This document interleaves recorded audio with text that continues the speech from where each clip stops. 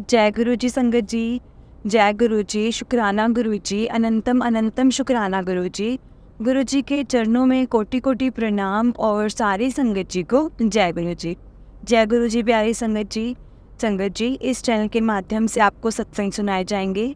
गुरु जी की ब्लेसिंग लेने के लिए और सत्संग सुनने के लिए गुरु जी के सत्संग चैनल को सब्सक्राइब करें और बेल नोटिफिकेशन को भी ऑन कर लें संगत जी, ताकि कोई भी नया सत्संग आए तो आपको उसका नोटिफिकेशन आ जाए। और संगत जी, अगर आपने भी अपना कोई सत्संग संगत जी के साथ शेयर करना है तो डिस्क्रिप्शन में दिए गए व्हाट्सएप नंबर या फिर जीमेल आईडी पर आप अपना सत्संग लिख कर रिकॉर्ड करके ये वीडियो बनाकर हमें भेज सकते हैं। गुरु जी की कृपा से आपका सत्संग भी संगत जी के साथ ज़रूर शेयर किया जाएगा। और संगत जी, हम लोग बहुत भाग्यशाली हैं जिन्हें सत्संग सुनने का और सत्संग सुनाने का मौका मिलता है, इसलिए हमें ये मौका नहीं छोड़ना चाहिए। और संगत जी, गुरु जी कहते हैं सत्संग सुनाने वाले का और सत्संग सुनने वाले का दोनों का ही कल्याण होता है।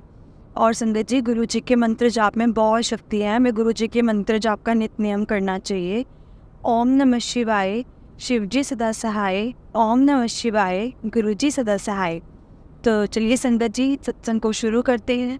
सत्संग को शुरू करने से पहले गुरु जी के चरणों में कोटि कोटि प्रणाम और सारी संगत जी को जय गुरु जी। संगत जी, आज का जो सत्संग है वो एक आंटी जी ने हमें शेयर किया है और उन्होंने बताया कि कैसे गुरु जी ने उनको उनकी छत दी, यानी कि उनके पास कुछ भी नहीं था, मकान को ज़रूरत थी, मकान की, पैसों की, कैसे गुरु जी ने उनकी ज़रूरतों को पूरा किया। और संगत जी, कैसे वो आंटी जी गुरु जी के साथ जुड़े, मैं आज आपको सत्संग में बताऊंगी। जैसा आंटी ने बताया है मैं आपको वैसे ही बताऊंगी। संगत जी, आंटी जी कहते हैं कि मेरी शादी को 5-6 साल हो चुके हैं और 5-6 साल में आंटी जी कहते हैं मैं बिल्कुल भी खुश नहीं थी वहाँ पे, क्योंकि घर में एक मम्मा पापा और ननंद और उसके साथ जेठ भी था, लेकिन घर में बहुत ज़्यादा कलेश रहता था। और संगत जी, शादी के 2-3 साल बाद तो उनकी शादी हो गई और वो अपने घर में बहुत खुश है और गुरु जी की दया से वो हमेशा खुश ही रहे। लेकिन संगत जी, जो मेरी जेठानी थी और मेरी सास थी, वो बिल्कुल भी मेरे साथ अच्छे से नहीं बिहेव करते थे और ना ही मेरे पति के साथ। क्योंकि संगत जी क्या था ना कि जो बिजनेस था वो स्टैंड किया हुआ था मेरे ससुर ने। और जब क्योंकि मेरे जेठ और मेरे जो पति हैं उनके एज में बहुत ज़्यादा डिफरेंस है, तो जिस कारण जो मेरे जेठ थे वो पहले ही काम में लग चुके थे और मेरे जो पति थे वो स्टडीज़ में ही थे, तो उस कारण उन्होंने इतना ध्यान नहीं दिया बिजनेस में। तो जब संगत जी, जब उनका टाइम आया, तो जब उनकी शादी हुई और शादी होने के बाद जब उन्होंने बिज़नेस में फिर से एंट्री करी, तो संगत जी पापा ने सोचा कि क्यों नहीं अब मैं इनको आधा आधा करके देता, कि आधा आधा करके दूंगा तो ठीक है, बच्चे अपना अपना काम कर लेंगे। लेकिन संगत जी, इनका क्या हुआ कि ना एक टाइम बाद मम्मा और मेरी जेठानी ने घर में बहुत कलेश किया कि नहीं, मुझे ऐसा कुछ नहीं चाहिए, हम इनको कुछ नहीं देंगे, हमें जो चाहिए सब कुछ हमें लेना है। क्योंकि मम्मा कहते मेरे पति ने बनाया और मेरी जेठानी कहती कि मेरे पति ने बनाया, तो इसका क्या हिस्सा हुआ उसमें। तो लेकिन पापा उनके साइड थे, वो हमेशा बोलते थे कि नहीं, मैं अगर दूंगा अपने बच्चों को आधा आधा दूंगा। तो लेकिन संगत जी नहीं हुआ ऐसा ना कुछ। तो संगत जी, मेरे पास एक बेटा है और संगत जी एक टाइम इतना कलेश बढ़ गया कि मेरे पति ने यही सोचा कि हम लोग यहाँ से कुछ भी नहीं लेंगे। अगर इतना कला क्लेश हो घर में, उसके बाद हमें कुछ मिले, उस चीज़ का कोई फ़ायदा भी नहीं है। और संगत जी, ना ही मेरे पति के पास कोई जॉब थी, ना वो कोई काम करते थे। तो संगत जी, ये था कि अब हम क्या करें, और ये इतनी तक नौबत आ गई थी कि हमें घर में एक साथ रहना भी मुश्किल हो गया था, क्योंकि हमारे घर में बहुत ज़्यादा कलेश हो चुके थे इस चीज़ को लेकर। तो संगत जी, हमने क्या किया, मेरे पति ने एक दिन घर पे बोल दिया कि हम लोग ना तो आप लोगों से कुछ लेंगे, ना हमें बिजनेस में कुछ चाहिए, ना हमें घर से कुछ चाहिए, हम लोग पर यहाँ पे भी नहीं रहेंगे। तो संगत जी, आप यकीन नहीं करेंगे, सिर्फ हमें पापा ने रोका कि आप लोग ऐसा मत करो, लेकिन हमें और किसी ने नहीं रोका। और मेरे बेटे ने भी कहा कि नहीं, मुझे नहीं जाना है दादा दादी से दूर। तो लेकिन संगत जी, हमारी ये मजबूरी थी कि हमें जाना पड़ा वहाँ से, हमें नहीं वहाँ पे सेटिंग बैठ रही थी, वहाँ पे हम रह नहीं पा रहे थे, क्योंकि बहुत ज़्यादा ऐसे जो घर की में जो थी वो नेगेटिविटी बहुत ज़्यादा फैल चुकी थी। तो संगत जी, हम लोग सिर्फ़ और सिर्फ अपने कपड़े उठा करके चले गए घर से। तो संगत जी क्या हुआ कि 1-2 दिन तो मैं इनके मेरे पति के दोस्त के घर रहे हम लोग। फिर उन्होंने हमें एक रेंट का घर अरेंज करके दिया और कुछ पैसे दे दिए कि कोई बात नहीं, जब तुम्हारे पास होंगे तो हम हमें वापस दे देना। और संगत जी हम लोगों ने उस पैसे से थोड़ा बहुत जैसे सामान वगैरह ख़रीदा और घर लिया। तो जैसे वहाँ पे भी वो हमें हर चीज़ की ज़रूरत थी क्योंकि हम तो कुछ भी नहीं लेके आए थे। तो हमने थोड़ा बहुत करके हमने सामान वगैरह अरेंज किया। और संगत जी मैंने और मेरे पति ने दोनों ने ही जॉब करने की सोची तब, क्योंकि हम दोनों अगर जॉब नहीं करते तो हमें नहीं लगता एक जने की कमाई से घर नहीं चल सकता था। तो संगत जी हमने ये डिसाइड किया कि हम लोग ना दोनों ही अब जॉब करेंगे। तो संगत जी हम लोग जब जॉब करने लगे तो मैंने सर्च किया और मेरे पति ने भी सर्च किया। तो संगत जी मैंने ना ब्यूटिशियन का कोर्स किया हुआ था, तो मुझे पार्लर में ठीक ठाक सी जॉब मिल गई। तो मैंने कहा चलो ठीक है, एक बार हम स्टार्टिंग से जब जितना भी हो एक बार हमें काम कर लेना चाहिए, क्योंकि संगत जी एक तो बच्चे की पढ़ाई, ऊपर से घर का सारा खर्चा, तो ये सब था। तो हमें था कि नहीं अब हम कुछ करेंगे। और संगत जी यहाँ तक भी नौबत आ गई थी कि मेरे पति ये भी बोलते थे कि मैं सुबह भी काम करूँगा और शाम को भी काम करूँगा ताकि घर थोड़ा अच्छे से चल सके। तो लेकिन संगत जी मैंने यही कहा कि नहीं, हम जितना भी करेंगे सुबह ही करेंगे, क्योंकि हमें अपनी बॉडी पे भी पूरा ध्यान देना है, बच्चे पे भी ध्यान देना है। हम पूरा इस समय अपना ये पैसे कमाने में भी नहीं लगा सकते। तो पहले तो संगत जी मेरे पति ने काफ़ी जॉब वगैरह सर्च करी और काफ़ी कुछ किया, लेकिन संगत जी उनको एक बड़ी मुश्किल से जॉब मिली। तो संगत जी जिसमें उनकी सैलरी थी 25,000 और संगत जी मेरी सैलरी थी 15,000। तो कुल मिला के हमें बस 40,000 होते थे। और हमने उसके बाद घर को थोड़ा बहुत सेटल किया, घर का जो भी सामान वगैरह था हमने लाना शुरू किया और बहुत मुश्किल से हमने घर को खड़ा किया संगत जी। लेकिन संगत जी इतना था कि बच्चा भी बड़ा था और हमें सब कुछ चाहिए भी था, और मैं भी इतना नहीं कर पा रही थी, क्योंकि अगर मैं फुल टाइम जॉब करती थी तो मैं अपने बच्चे पे बिल्कुल ध्यान नहीं दे पाती थी। और ना वो आता था घर पे तो वो अकेला रहता था और बिल्कुल भी उसकी स्टडीज़ भी बहुत ज़्यादा डिस्टर्ब हो गई थी। तो मुझे कुछ नहीं समझ में आ रहा था कि मैं क्या करूं और क्या ना करूं, कि मैं अपनी जॉब छोड़ दूं या फिर कुछ ऐसा पार्ट टाइम जॉब देखूं कि जिसमें मैं अपने बच्चे को भी टाइम दे सकूं। लेकिन संगत जी ऐसा कुछ नहीं हुआ और मैं नहीं कर पाई। मैंने कुछ टाइम तो अपनी जॉब कंटिन्यू करी, लेकिन एक दिन मेरे पति ने और हमने ये डिसाइड किया कि अब शायद उन्हें कोई काम करना पड़ेगा और जितना का हो सकेगा मैं घर से ही काम कर लूँगी। मतलब आस पड़ोस के लोगों को बोल दूँगी कि मैं ऐसे काम करती हूँ, अगर आप लोगों ने मुझसे करवाना हो तो। और संगत जी मैंने यही चीज़ करी। मैंने उनको थोड़ा बहुत जो आस पड़ोस था मैंने उनको इन्फॉर्म कर दिया कि अगर आप लोगों ने मुझसे कुछ करवाना हो तो करवा सकते हो। तो संगत जी इतना नहीं होता था, क्योंकि हर कोई अच्छे एक ब्रांड पे जाके करवाना से ज़्यादा खुश होता है। तो लेकिन संगत जी मैंने अपनी तरफ से पूरी कोशिश की और मैंने संगत जी अपनी जॉब छोड़ दी। अब सिर्फ हम डिपेंड थे मेरे पति की जॉब पर, और ना तो हमारे पास मेरे पास मेरी जॉब थी, ऊपर से घर का पूरा खर्च, क्योंकि संगत जी रेंट ही बहुत ज़्यादा था। हमें सब कुछ निकालना पड़ता था, सब कुछ देख दुख के हमें करना पड़ता था। तो संगत जी एक टाइम ऐसा आया कि मैं बहुत ज़्यादा फेडअप हो गई कि हम इतनी सी से क्या करेंगे। हम अपना खर्चा निकालेंगे, घर का खर्चा निकालेंगे, बच्चे की पढ़ाई देखेंगे कि क्या करेंगे। तो संगत जी बस ऐसे ही मैंने एक दिन सोचा था कि भगवान कि आपने मेरे साथ ही ऐसा क्यों किया, कि मैं चलो मेरा कुछ नहीं, मतलब मेरे बच्चे का तो ऐसा नहीं होना चाहिए था ना, इसकी क्या गलती कि हम दोनों की वजह से ये भी हमारे साथ पिस रहा है। तो संगत जी एक दिन क्या हुआ, एक आंटी थी, तो आंटी ने बोला कि यहाँ ना सत्संग है तो तुम लोग ना सत्संग पे आ जाओ। तो संगत जी ऐसा था, मैं तो कई बार यही सोचती थी कि चलो ठीक है, हमें कभी मैं झूठ नहीं बोलूँगी इस चीज़ को लेकर के, कि मुझे कहीं भी लगता था कि हाँ चलो लंगर है आज, तो मैं ये सोचती थी कोई बात नहीं, इस लंगर ही करने चले जाते हैं, क्यों ही घर पे क्यों खाना वाना बनाना।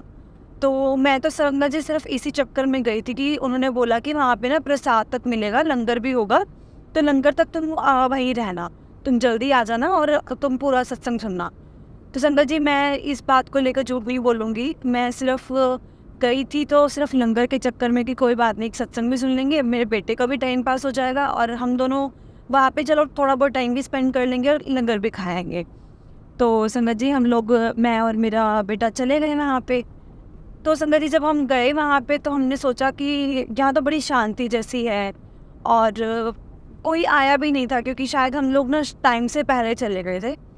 लेकिन संगत जी वहाँ पे क्या है ना कि सत्संग का पूरा पर्टिकुलर टाइम होता है। अगर आपको 5 बजे बोला है तो मतलब 5 बजे वो शुरू हो जाएगा। तो संगत जी उन्होंने क्या किया, 5 बजे जितने भी संगत आई थी, हम लोग 4 या 5 आंटी थे, और उन्होंने सत्संग को शुरू कर दिया। सत्संग को शुरू किया। संगत जी बहुत ही सुकून मिला, दिल को बहुत ही ज़्यादा सुकून मिला, क्योंकि संगत जी ऐसा कह सकते हो कि मैं ना शिव जी से अपने बचपन से ही कनेक्टेड हूँ। लेकिन हाँ, थोड़ा टाइम बाद, जैसे शादी के बाद या शादी से कुछ टाइम पहले से मैं इतनी पूजा पाठ नहीं कर पा रही थी कि जितना मैं कर सकती थी, और या मैं करती थी पहले, मैं उतनी पूजा पाठ नहीं कर पा रही थी। लेकिन संगत जी पहले मुझे नहीं पता था कि ये शिव का रूप है। मेरे को तो गुरु जी के बारे में भी कुछ नहीं पता था कि कौन है गुरु जी। तो संगत जी जब मैं बैठी थी ना वहाँ पे, तो मैंने देखा कि एक तरफ तो ओम ओम पड़ा है और एक तरफ एक ओंकार। तो मेरे दिमाग में ये आया कि दोनों चीज़ें एक जगह पे कैसे हो सकती हैं। ये पॉसिबल है कि दोनों चीज़ें एक साथ रखी हैं, क्योंकि ऑब्वियसली डिफरेंट रिलीजन्स का हुआ।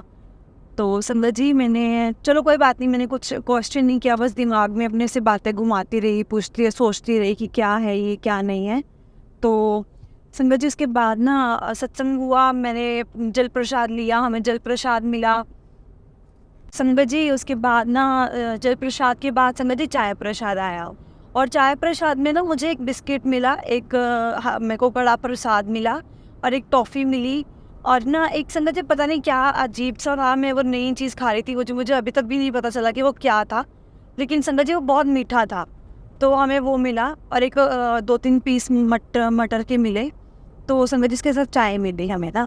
तो संगत जी ऐसा था कि मैं ना चाय वगैरह इतनी नहीं पीती थी, तो मैंने कहा चलो ठीक है कोई बात नहीं, अब मिल गई, अब तो पी लेंगे। तो मेरे को ना संगत जी जब चाय पकड़ाई गई थी ना, चाय प्रसाद दिया गया था, तो ना मतलब यही इंडिकेशन दिया गया था कि इसको पूरा ख़त्म करना है, इसको रखना नहीं है, इसको बचाना नहीं है। तो और ना फिर जब मैंने ये सुना, तो वो मेरे बेटे को भी चाय प्रसाद देने लगे। तो मैंने ना उनको मना कर दिया कि ये तो बिल्कुल भी नहीं पिएगा। तो संगत जी उन्होंने ना वो नहीं माने, और वो बोलते कि नहीं, ये तो अब गुरुजी की ब्लेसिंग्स ही हैं जो आपको लेनी पड़ेंगी, ये गुरुजी ने ही आपको दिया है। तो संगत जी जब भी कोई भी हो ये सुने कि हाँ ये भगवान जी ने आपके लिए किया है और आपको करना पड़ेगा, तो कोई भी नहीं रुकेगा। तो संगत जी जैसे तैसे करके मैंने ना अपनी जो भी ये चाय थी, चाय प्रसाद जो मुझे मिला था, तो मैंने ख़त्म किया, पूरा पिया, सब कुछ खाया, और अपने बेटे को भी धक्के से खिलाया, क्योंकि संगत जी वो बहुत छोटा था, वो कुछ खा ही नहीं सकता था इतना। लेकिन संगत जी मैंने फिर भी कोशिश की और उसको खिलाया, और जो उसे नहीं खाया गया वो मैंने खुद से खाया। और संगत जी तब तक तो ऐसा हो गया था ना कि अब तो लंगर प्रसाद के लिए तो बिल्कुल भी जगह नहीं थी। लेकिन संगत जी इसके बाद धीरे धीरे मैं वहाँ पे बैठी रही, और अपना ना, और मुझे नहीं पता कि मुझे बैठे बैठे वहाँ क्यों आंसू आ रहे हैं, मैं क्यों रो रही हूँ वहाँ पे बैठे बैठे। लेकिन मुझे ये नहीं समझ में आता, मैं इतना तो जानती हूँ गुरुजी को, ना मैंने इनके बारे में कभी सुना, लेकिन इनके सामने मैं इतना रो कैसे सकती हूँ। तो संगत जी फिर ना उसके बाद जब आरती का टाइम आया, सब कुछ हो गया, शब्द वगैरह अच्छे से चले, इतना सब कुछ हुआ, मुझे बहुत सुकून मिला। लेकिन संगत जी जब आरती का टाइम आया तो ना आरती हुई शिव जी की, और संगत जी मैं बहुत ज़्यादा हैरान कि ये क्या चल रहा था। अभी तक तो गुरबानियाँ वगैरह ये सब चल रहा था, तो अभी एकदम से शिव जी की आरती होने लगी है। तो मैं तो तब चुप रही, वही तो देख रही थी कि लोग कर क्या रहे हैं, संगत कर क्या रही है। तो जैसे जैसे उन्होंने मेरे को आरती करने को बोला, और मैंने आरती की। लेकिन संगत जी क्या हुआ ना कि आरती के टाइम पे मैं आखिर में थी, तो ना मुझे आरती करने का ज़्यादा मौका मिला, क्योंकि सब लोग आरती कर चुके थे, मैं और मेरा बेटा था जो आखिर तक रुके रहे। तो ना एक संगत उसमें से बोली कि आप तो बड़े आपको ना गुरुजी ने ब्लेस किया है, बड़े भाग्यशाली हो जो आपको इतनी देर तक गुरुजी की आरती करने का मौका मिला। तो संगत जी कोई भी होगा तो ये बात सुनेगा तो सब मन तो खुश होगा कि अच्छा भी हम इतने भाग्यशाली हैं, हमारी इतनी अच्छी किस्मत है कि हमें ऐसा मिला। तो लेकिन संगत जी मैं अपनी किस्मत को तो वैसे भी इतना अच्छा नहीं बोल सकती थी तब, क्योंकि इतनी अच्छी थी नहीं, कुछ अच्छा हो नहीं रहा था। तो संगत जी बस मैं फिर हमें ना उसके बाद हमें लंगर प्रसाद दिया गया। लंगर प्रसाद से पहले ना संगत जी वहाँ पे सत्संग सुनाए जा रहे थे। अब जिस भी संगत के साथ गुरुजी का जो भी चमत्कार हुआ था, गुरुजी ने जिन जिन को ब्लेस किया था या कुछ भी, तो वो अपना अपना सत्संग सुना रहे थे। तो संगत जी उसमें से एक आंटी ने अपना सत्संग सुनाया था कि ना मैं भी अपने बच्चों के साथ ना यहाँ रेंट पे रहती थी, मेरे हस्बैंड नहीं थे तो मैं यहाँ पे रेंट पे थी। लेकिन आज ना मेरे को गुरुजी ने इतना ब्लेस किया है कि अब हमारा घर हमने लेने को हम हो गए हैं, और हमने ये दे दी है पेमेंट वगैरह, और हम अब घर में अपने नए घर में शिफ्ट हो जाएंगे। और ये संगत जी गुरुजी ने सिर्फ 2 साल के अंदर अंदर उनको करके दिया। तो संगत जी मन में जो इच्छा थी, जो मैं सोच रही थी कि ये मेरे साथ होगा कभी कि नहीं होगा, उसी रिलेटेड मुझे सत्संग सुनने को मिला। तो मेरा मन तो बहुत ज़्यादा खुश हो गया कि गुरुजी इतना सुनते हैं।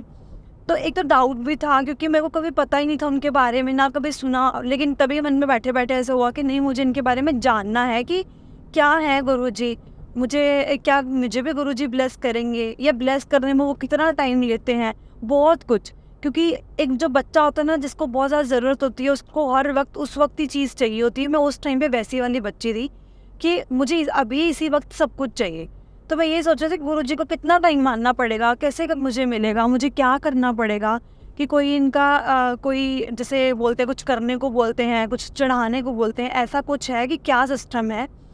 तो मैंने बस यही मन में सोचा हुआ था कि मैं जैसे ही सत्संग खत्म होगा ना, मैं ज़रूर पूछूंगी उन आंटी से। तो संगत जी लंगर प्रसाद हुआ। लंगर प्रसाद में संगत जी एक एक चीज़ वो थी जो मुझे बहुत ज़्यादा पसंद थी। और शायद मैं वो चीज़ें अपनी जो भी पैसों की कमी के कारण हम लोग सोच समझ के खाते थे कि नहीं खाएं कि नहीं खाएं। तो मुझे संगत जी गुरुजी ने वो चीज़ें खिलाई, लाइक उसमें पनीर था, उसमें हम लोगों को खीर मिली। तो मुझे ये था कि चलो इस बहाने मैं और मेरा बेटा दोनों चलो खा लेंगे।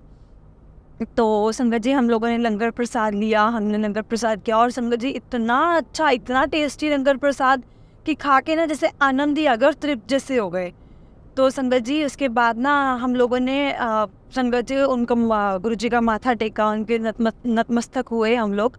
मैंने अपने बेटे को भी माथा टेकवाया और मैंने यही बोला, गुरुजी मेरे को नहीं सही तो मेरे बेटे को ज़रूर ब्लेस करना, क्योंकि ये हमारे साथ बेचारा पिस रहा है, इसका बचपन पूरा ख़त्म हो रहा है। और मैं ये चीज़ नहीं चाहती कि ये अपने बचपन से ही ऐसा रहे, हमेशा ये दुख देखे। क्योंकि संगत जी शायद मैंने भी अपने बचपन में मैंने भी नहीं दुख देखे, तो मैं अपने बेटे को कैसे ऐसा दिखा सकती हूँ ना।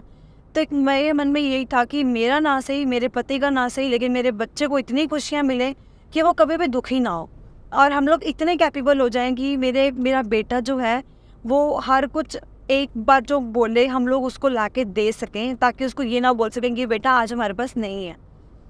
तो संगत जी मुझे ऐसा लग रहा था, और जब मैंने बोला ना तो मुझे एकदम से ऐसा हुआ फिर कि नहीं अभी ना मैंने मांगा तो मेरी बहुत जल्दी पूरी होने वाली है ये मुराद ना। तो संगत जी थोड़ा टाइम बीता, मैं एक बार फिर से सत्संग में गई। जब मैं दूसरी बार सत्संग में गई तो एक संगत ने मुझसे पूछा कि आप नई संगत हो? तो मैंने बोला हाँ जी मैं नई संगत हूँ, और मैं गुरुजी से अभी अभी जुड़ी हूँ, और मुझे गुरुजी के बारे में बहुत कुछ अभी भी नहीं पता है, मैं एक ही बार सत्संग में आई हूँ उनसे पहले। तो संगत जी आंटी जी ने बोला कि कोई बात नहीं, आप टेंशन मत लो, गुरुजी के यहाँ पे गुरुजी के बुलाए बिना कोई भी नहीं आ सकता, गुरुजी जिसको बुलाते हैं वही आ सकता है। तो संगत जी ये सुन के और भी अच्छा लगा कि ठीक है, अच्छी बात है कि मुझे गुरुजी ने खुद बुलाया। अब फिर वही बात थी, गुरुजी ने बुलाया है, इतने सत्संग हम सुनते हैं तो शायद मेरे पास भी कुछ ना कुछ आने वाला होगा, मुझे कुछ देना होगा, गुरुजी ने मुझे ब्लेस करना होगा, क्योंकि उस टाइम में बहुत ज़्यादा नीडी थी और मुझे चाहिए था। तो संगत जी मेरे मन में ये तो कह लो कि लालच थी। लेकिन फिर ना एक दिन संगत जी मैंने ना एक कोट देखा गुरुजी का, जिसमें लिखा हुआ था पुत्र मंगो ना मिनो मन्नो। फिर मन में एकदम से ऐसा हुआ कि ये क्यों आया मेरे सामने ये कोट, की ऐसा क्या था इसमें मंगो ना मन्नो, क्योंकि मैंने तो हरदम ही गुरुजी से मांगा ही है, मैंने उनको कभी शायद माना ही नहीं। 2 बार सत्संग पे गई हूँ, संगत किया है, लेकिन मुझे यही था कि हर वक्त गुरुजी ये, गुरुजी वो, गुरुजी ये, गुरुजी वो। लेकिन मैंने कभी उनको माना तो था ही नहीं सच्चे दिल से कि ठीक है अभी हाँ गुरुजी को मानूं या गुरुजी के बारे में कुछ सोचूं, गुरुजी के बारे में कुछ जानूं। तो संगत जी उस टाइम पे मुझे हुआ कि नहीं ये बात भी सही है कि जब तक हम किसी को मानेंगे ही नहीं तो हमें तब तक कुछ मिलेगा कैसे। वो तो हम किसी को संगत जी अगर अपने भाई बहन भी बनाना है ना, तब तक उन्होंने भाई बहन मानेंगे नहीं ना, तो वो हमारे साथ वैसे वाला बिहेव नहीं करेंगे।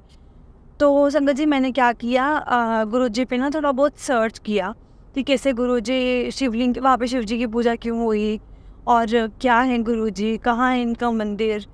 तो संगत जी मैंने यही सब सुना, वहाँ देखा कि वहाँ पर ना तो उन पर चढ़ावा चढ़ता है कभी, और इनका मंदिर छतरपुर में है, दिल्ली छतरपुर में, और ना ये महाशिव है, एक शिव का रूप है। और मैंने फिर इनके संगत जी सत्संग सुनने शुरू किए, इनके बारे में और जानना शुरू किया। और संगत जी जब मैं सत्संग सुनती थी ना, इतना दिल को सुकून मिलता था। ये सोचते थे कि जो संगत है, जो अपने सत्संग बताती है, वो कितनी अंदर से दुखी, और कैसे गुरुजी ने पल भर में उनको ठीक कर दिया, कैसे गुरुजी ने इनको खुश कर दिया। तो बस संगत जी मन में यही लेके बैठती थी कि हाँ, मेरे को जैसे उनको ब्लेस किया ना, तो गुरुजी मेरे को ज़रूर ब्लेस करेंगे। लेकिन अब मैं मांगूंगी नहीं कभी, मैं सिर्फ उनको मानूंगी, क्योंकि गुरुजी ने बोला है कि मंगो ना मैनू मनो। तो संगत जी एक दिन फिर से मेरे सामने कोट आया कि आना, अगर तू मेरे से मांगेगी तो मुझे वही देना पड़ेगा, लेकिन अगर तू मेरे हिसाब से चलेगी तो देखो वो मिलेगा जो तूने कभी सोचा भी नहीं होगा। तो बस संगत जी वो दिन था और आज का दिन है। मैंने कभी गुरुजी से कुछ नहीं मांगा, सिर्फ मैंने उनको माना और सिर्फ यही बोला, गुरुजी आपको हमारे बारे में सब पता है, हम आपके बच्चे हैं, आपको पता है कि हमारे लिए क्या अच्छा है हम और क्या बुरा। संगत जी थोड़े ही टाइम बाद मेरे पति की इतनी अच्छी जॉब लग गई, इतनी अच्छी जॉब लगी कि उनकी सीधी 25,000 से सैलरी उनकी संगत जी 60,000 तक पहुँच गई। और इधर से मेरे को भी एक पार्ट टाइम जॉब ऑनलाइन मैंने डाला हुआ था अपना, तो रिज्यूम वगैरह, तो मुझे वहाँ से भी सिलेक्शन का आ गया लेटर कि आपका भी सिलेक्शन हो गया है और आप अपना स्टार्ट कर सकते हो इस फर्स्ट से जो भी आएगी। तो संगत जी फिर ना मैंने उनको बोला कि मैं, क्योंकि ना मैंने ये चीज़ देखी थी कि गुरुजी का ना 7 नंबर ब्लेस है, 7 नंबर को बहुत ब्लेस करते हैं। तो मैंने ना उनके सामने डिमांड रखी कि नहीं, मैं 8 से नहीं, मैं 7 से शुरू करूँगी। तो संगत जी पर ये कंपनी है, कंपनी में कुछ ऐसी है तो हम उनको नहीं कह सकते कि हमें फॉलो करो, हमें ही उनको फॉलो करना पड़ता है। लेकिन संगत जी उन्होंने मान ली है मेरी बात कि कोई बात नहीं, आप जब भी फ्री हो आप 7 से ज्वाइन कर लेना, कि हम उस हिसाब से उसका देख लेंगे आपके टारगेट्स वगैरह। क्योंकि संगत जी मेरी जो जॉब थी वो टारगेट्स के अकॉर्डिंग थी। उन्होंने बोला कोई बात नहीं, आप अगर आपको लगता है आप इतनी कैपेबल हो कि 30 तारीख तक आप अपने टारगेट्स कंप्लीट कर लोगे, तो आप 7 से ज्वाइन कर लो, हमें कोई प्रॉब्लम नहीं है। तो संगत जी मैंने यही किया, मैंने 7 तारीख से ही अब उनको ज्वाइन किया और मैंने उसके बाद जॉब ज्वाइन की। तो संगत जी बहुत अच्छी जॉब लगी मेरी, और हम दोनों मिलके संगत जी हमने घर लेने का भी सोच लिया है, और करीब करीब हमने थोड़ी बहुत डाउन पेमेंट भी दे दी है, और हमारा अभी लोन भी हो चुका है। और संगत जी मेरे बेटे की पढ़ाई भी बहुत अच्छी चल रही है, और हम दोनों भी एक दूसरे के साथ बहुत खुश हैं। हम लोगों ने बहुत परेशानियां देखी थी, लेकिन गुरुजी की कृपा से संगत जी अब बिल्कुल सब कुछ ख़त्म हो गया है और मैं बहुत खुश हूँ, और सब परेशानियों का खात्मा जैसे हो चुका है। और अब तो जैसे बस ये लगता है कि अब ना खुशियाँ ही खुशियाँ आएंगी, और हर वक्त खुशियाँ ही आएंगी। अगर दुख आया भी ना तो गुरुजी ने पल भर में ही काट देना है, अब दुख होना ही नहीं है ज़िंदगी में। तो संगत जी मेरा बेटा भी बहुत खुश है, और उसको खुश देख के तो मैं इतनी खुश हूँ कि गुरुजी ने मुझे, मेरे पति को और मेरे बेटे तीनों को ही ब्लेस कर दिया। और ये बात सच थी संगत जी कि मैनू मनो, मेरे तो मंगो ना मैनू मनो। क्योंकि संगत जी मैंने सिर्फ ये मांगा था कि मेरे बेटे को ब्लेस कर दो, मेरा बेटा खुश रहना चाहिए। लेकिन संगत जी गुरुजी ने मेरे बेटे के साथ साथ हम दोनों को भी खुश किया, हम दोनों को भी ब्लेस किया, और हम अब तीनों बहुत अच्छे एक हैप्पी फैमिली की तरह रहते हैं। बस अब हम नए घर में अपना जल्दी से शिफ्ट हो जाएंगे, और बस मुझे यही था कि घर में शिफ्ट होने से पहले मैं अपना ये सत्संग ज़रूर शेयर करूँ संगत जी के साथ, क्योंकि गुरुजी ने मुझे ब्लेस किया है। उनकी जो ब्लेसिंग्स मुझे मिली हैं मैं चाहती थी कि मैं आप सबके साथ शेयर करूँ। जय गुरुजी, शुक्राना गुरुजी, अनंतम अनंतम शुक्राना गुरुजी। संगत जी अगर सत्संग बोलने में कोई मुझसे गलती हुई तो मुझे माफ़ करना। गुरुजी अगर कोई मुझसे सत्संग बोलने में गलती तो मुझे माफ़ करना, और जैसे हम पे कृपा बनाई है अपनी, सब पे बनाना। जय गुरुजी, शुक्राना गुरुजी, अनंतम अनंतम शुक्राना गुरुजी, लख लख बार शुक्राना गुरुजी। जय गुरुजी संगत जी। संगत जी अगर आपने भी अपना कोई सत्संग संगत जी के साथ शेयर करना है तो डिस्क्रिप्शन में दिए गए व्हाट्सएप नंबर या फिर जीमेल आईडी पर आप अपना सत्संग लिखकर, रिकॉर्ड करके या वीडियो बनाकर हमें भेज सकते हैं। गुरुजी की कृपा से आपका सत्संग भी संगत जी के साथ ज़रूर शेयर किया जाएगा। और संगत जी गुरुजी की ब्लेसिंग्स लेने के लिए और सत्संग सुनने के लिए गुरुजी के सत्संग चैनल को सब्सक्राइब करें और बेल नोटिफिकेशन को भी ऑन कर लें। जय गुरुजी संगत जी।